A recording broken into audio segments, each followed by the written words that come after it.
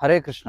వేదములను నిగమములు అని చెప్పి అంటారు. ఎందుకంటే అవి భగవంతుడి నుండి బ్రహ్మదేవుని మూలంగా పరంపరాగతంగా మానవ సమాజానికి అందాయి. అలాగే వేదాన్ని కల్పతరువు అని చెప్పి అంటారు. తరువు అంటే చెట్టు అని. మనకి సాధారణంగా ఈ ప్రపంచంలో ఉన్నటువంటి చెట్లు, ఉదాహరణకి మామిడి చెట్టు తీసుకుంటే ఇది కేవలం మామిడికాయనే కాస్తుంది. అది కూడా వేసవి కాలంలో మాత్రమే. అది కూడా ఒక రకం మాత్రమే. అది కూడా పరిమితంగా మాత్రమే. కానీ కల్పతరువు అంటే మనిషి ఏది కోరుకుంటే అది ఇచ్చేదాన్ని కల్పతరువు అంటారు. అలాంటి కల్పవృక్షాలు ఆధ్యాత్మిక ప్రపంచంలో ఉంటాయి. మరి భౌతిక ప్రపంచంలో వేదము కల్పవృక్షంగా చెప్పబడుతుంది. నిగమ కల్పతరోర్ గలితం ఫలం సుఖముఖాద్ అమృత ద్రవ సంయుతం పిబత భాగవతం రసమాలయం ముహురహో రసిక భువి భావుకాహ.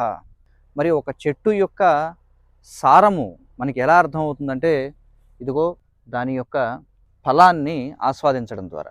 కానీ ఒక కాయని మనం పూర్తిగా అది పండకుండా దాన్ని సంపూర్ణంగా ఆస్వాదించలేం. మరి వేదమనే కల్పవృక్షము యొక్క పక్వమైనటువంటి పండైనటువంటి ఈ భాగవతం సుఖదేవ గోస్వామి యొక్క నోటి నుండి వచ్చినప్పుడు అది ఇంకా మధురముగా మారినది. ఒక్కోసారి చెప్తూ ఉంటారు, చిలక్కొట్టినటువంటి పండు తీయగా ఉంటుందని. మరి ఈ భౌతికమైనటువంటి మామిడి పండు కేవలం ఒక రుచినే ఇస్తుంది. ఈ భాగవతం అనేటువంటి వేదవృక్షపు పరిపక్వ ఫలం ఇది సకల రసములను కూడా భక్తులకు ఇస్తుంది.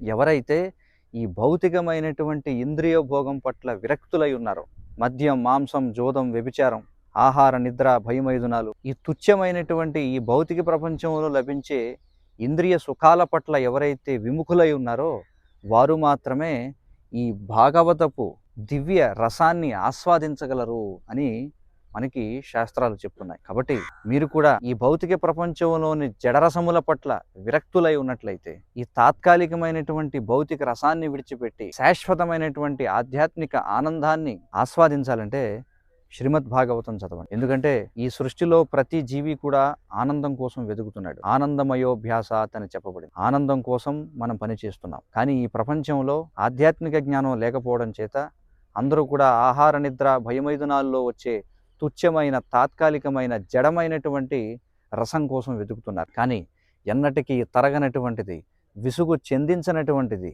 దివ్యమైనటువంటిది, ఇంకా రోజు రోజుకి ఆనందాన్ని, రసాన్ని వృద్ధి చేసేటువంటి సర్వోన్నతమైనటువంటి ఆనందాన్ని రుచి చూడాలంటే భక్తులకు భగవంతుడికి మధ్య జరిగినటువంటి రస వినిమయం గురించి మనం తెలుసుకొని తీరాలి. ఆ దివ్యమైనటువంటి ఫలాన్ని మీరు ఆస్వాదించాలంటే వేదవృక్షపు పరిపక్వ ఫలమైనటువంటి శ్రీమద్ భాగవతాన్ని చదవండి. హరే కృష్ణ.